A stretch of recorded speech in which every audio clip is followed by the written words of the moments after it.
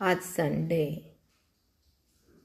সকালবেলা এসে স্নান করে সূর্যদেবকে পুজো দিয়ে আর বসে বসে মোবাইল দেখছি। এই গরম গরম কফি, বেশ মজাই লাগছে। শনিবার রাত্রিটা আসলে ভালো লাগে যে কালকের দিনটা ডিউটি যেতে হবে না, বাড়িতেই থাকবো সারাদিন নিজের মর্জি মতো।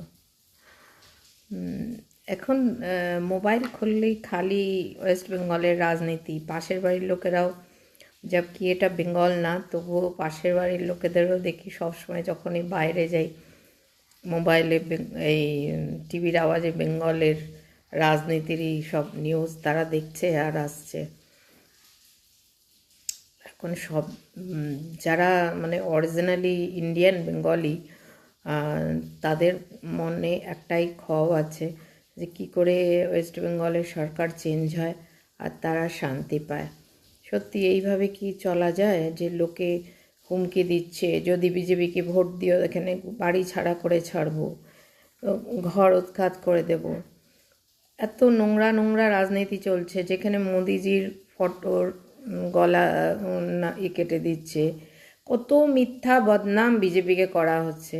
কিন্তু কেউ কি বাচ্চা যে বলবো বেটা তোমার মোয়াটা তো কুকুরে খেয়ে গেছে, আমি তো দেখিনি।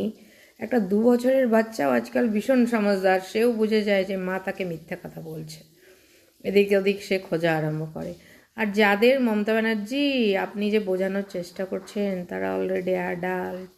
হয়তো কিছু গরিব লোক পেটের ভয়ে, তার বাড়ির ভয়ে, আপনারা তো দুষ্কৃতি রেখেছেন, গুন্ডা ছেড়ে রেখেছেন, এই জন্য তারা কিছু বলতে পায় না ভয়ে।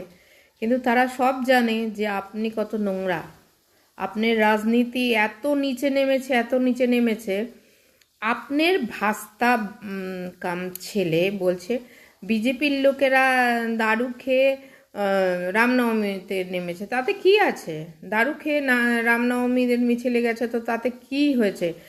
দারু খেয়ে কারো কোনো মেয়েকে বোনকে টেনে নিয়ে সে তো রেপ করেনি, যেটা আপনার পার্টির লোকেরা করে। চুরি করেনি, কারো বাড়ি জ্বালায়নি, সেটা তো করেনি। আর এখন আপনারা যে রাজনীতি করছেন, যে কোনো কিছু করে বিজেপির নামে দোষ দিচ্ছেন। দেখেন রাতের ঘুমটা যদি ভালো করে না হয় পায়খানাও কষে যেতে পারে, সেটাও বলবেন না আমার কনস্টিপেশন হয়েছে, এটার জন্য মোদিজি দায়ী। ভালো, যত নেগেটিভিটি আমাদের বিজেপি সরকারকে আপনি করবেন না, ভগবান তত আমাদেরকে ভালো দেবে। আর জানি না কি হবে না হবে ভোটের রেজাল্ট, আর ভগবান করে যারা এই যে এইসব নোংরা কাজগুলো করছেন তারা মনে রেখেন বিজেপি সরকার আসলে না সব মোদি